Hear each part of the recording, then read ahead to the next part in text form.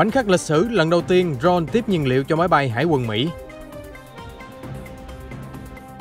Báo cáo mật gửi Bộ Ngoại giao Hoa Kỳ ủng hộ giả thuyết virus sống chuồng ở Vũ Hán. Mỹ góp thêm bí ẩn trong vụ hàng loạt máy bay Trung Quốc xâm phạm Malaysia. Bà Suu Kyi bị giam giữ bí mật, từ chối thức ăn của quân đội Myanmar. Nhóm vũ trang Hezbollah đe dọa nhấn chìm Israel trong lửa địa ngục. Cháy nhà máy hóa chất Ấn Độ, 18 người tử vong.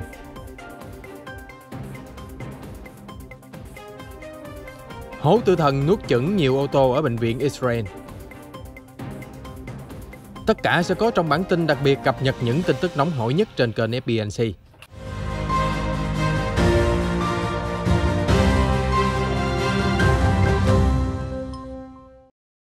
Lần đầu tiên trong lịch sử, một máy bay không người lái drone đã tiếp nhiên liệu cho máy bay khác. Theo hãng Boeing mới đây thông báo, việc thử nghiệm diễn ra thành công đối với nguyên mẫu chiếc drone chở nhiên liệu MQ-25 Stingray thuộc Hải quân Mỹ.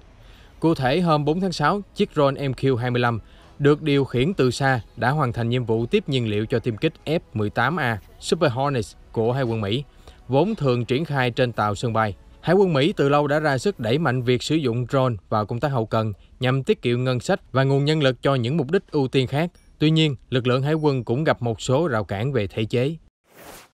Truyền thông Mỹ hôm 8 tháng 6 đưa tin một báo cáo về nguồn gốc COVID-19 đã được thực hiện tại Phòng Thí nghiệm Quốc gia Lawrence Livermore, trung tâm nghiên cứu sinh học hàng đầu nước Mỹ.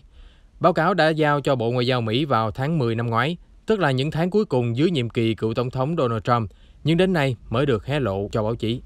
Theo nguồn thạo tin cho biết, báo cáo do phòng G, tức là bộ phận tình báo của Viện Lawrence Livermore thực hiện. Tại đó, các chuyên gia đều được phân tích bộ gen của virus SARS-CoV-2 nhằm xác định cách thức nó tiến hóa và lây truyền.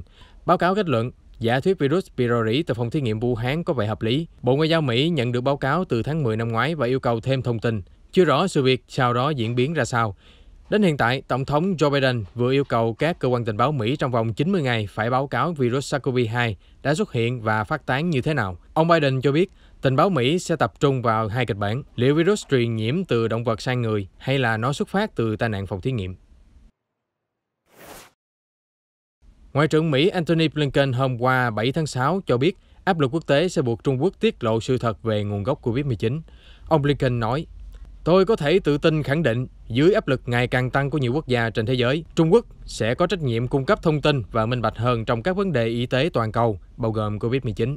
Tuy vậy, ông Blinken né tránh câu hỏi về việc Washington sẽ hành động như thế nào nếu Bắc Kinh vẫn không có thái độ hợp tác. Hiện tại, nhiều quốc gia như Mỹ, Anh và Nhật Bản đều khẳng định chuyến điều tra do WHO dẫn đầu ở Vũ Hán vào đầu năm nay đã thiếu đi sự minh bạch và độc lập.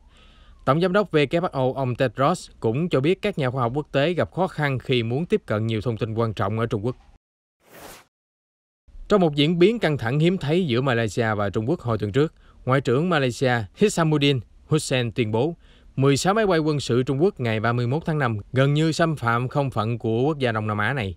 Tuy nhiên, các nguồn tin khác nhau cho thấy số lượng, diễn biến và mục đích thực sự của nhóm máy bay Trung Quốc vẫn còn là bí ẩn.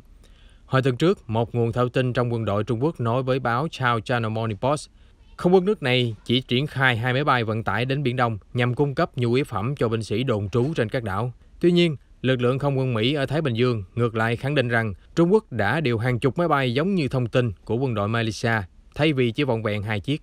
Tướng Ken Wilbach, một chỉ huy không quân Mỹ vào thứ Sáu tuần trước chỉ trích việc Trung Quốc liên tục điều máy bay áp sát Đài Loan và Malaysia là hành động leo thang căng thẳng, gây mất ổn định. Cùng với việc tuyên bố chủ quyền phi pháp với phần lớn khu vực Biển Đông giàu tài nguyên, Trung Quốc đã tiến hành xây dựng trái phép công trình quân sự ở các đảo và bãi san hô tranh chấp. Malaysia và Trung Quốc đều tuyên bố chủ quyền với bãi cạn Luconia ngoài khơi bang Sarawak, nơi đang diễn ra hoạt động thăm dò dầu khí.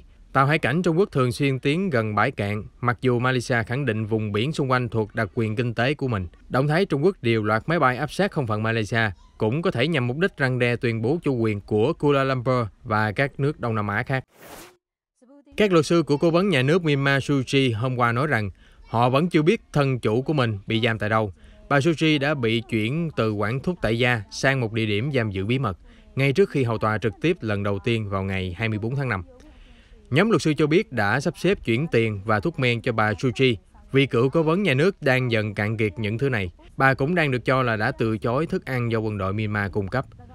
Phiên tòa xét xử bà Suu Kyi dự kiến sẽ diễn ra vào ngày 14 và 26 tháng 6 tại thủ đô Naypyidaw.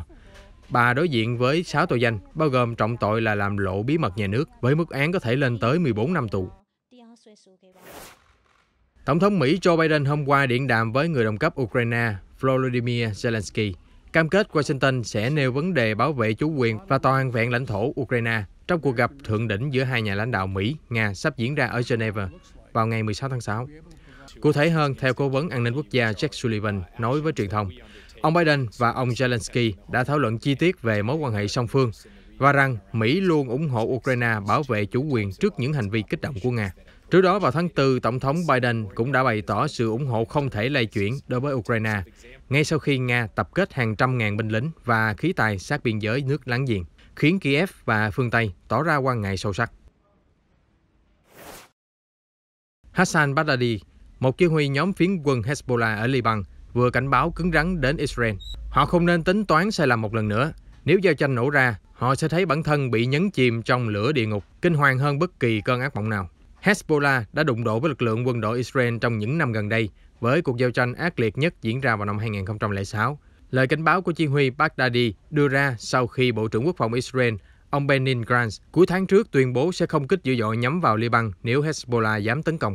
Cụ thể, hôm 26 tháng 5, nhân kỷ niệm 39 năm Israel tiến đánh miền Nam Liban, Bộ trưởng Gantz đã nói rằng, chúng tôi luôn sẵn sàng bảo vệ người dân Israel nếu có đòn tấn công xuất phát từ phương Bắc.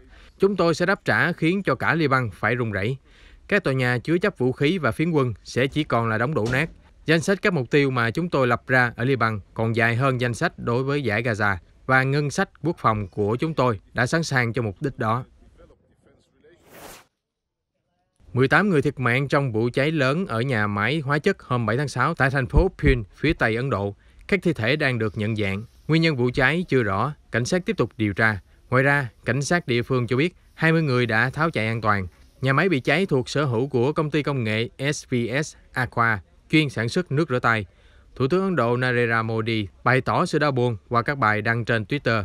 Văn phòng của ông cho biết gia đình các nạn nhân sẽ nhận được hỗ trợ 200.000 rupee để lo hậu sự. Liên quan vụ một chuyến tàu tốc độ cao trật đường ray và đâm vào một đoàn tàu khác vào rạng sáng hôm qua ở Pakistan, giới chức cho biết đến hiện tại đã ghi nhận ít nhất 45 người thiệt mạng và hơn 100 người khác bị thương. Lực lượng cứu hộ và người dân suốt ngày hôm qua đã cực lực tìm kiếm tại các hiện trường, các thi thể và những nạn nhân sống sót. Anh Mohammed Amin, một hành khách trên tàu bị chấn thương nhẹ, nói với hãng tin AP rằng trước khi khởi hành từ Karachi, Amin và em trai nhìn thấy các thợ cơ khí sửa chữa một toa tàu. Tuy nhiên, con tàu sau đó vẫn lăn bánh như bình thường. Amin tin rằng chính toa tàu gặp vấn đề cơ khí đã bị trật đường ray và gây ra tai nạn. Các quan chức ngành đường sắt cho biết đang thu thập lời khai của những người sống sót bao gồm cả tài xế. Tai nạn tàu hỏa thường xuyên xảy ra ở Pakistan do giới chức chưa quan tâm đúng mức việc cải thiện hệ thống đường sắt cũ kỹ và xuống cấp nghiêm trọng. Năm 1990, một đoàn tàu chật cứng hành khách đã lao vào tàu chở hàng đang dừng đổ ở miền nam Pakistan, khiến 210 người tử vong, trở thành vụ tai nạn đường sắt thảm khốc nhất lịch sử quốc gia Nam Á này. Bãi dưới xe một bệnh viện ở Jerusalem, Israel bất ngờ sụp đổ xuống hố sâu vào hôm 7 tháng 6.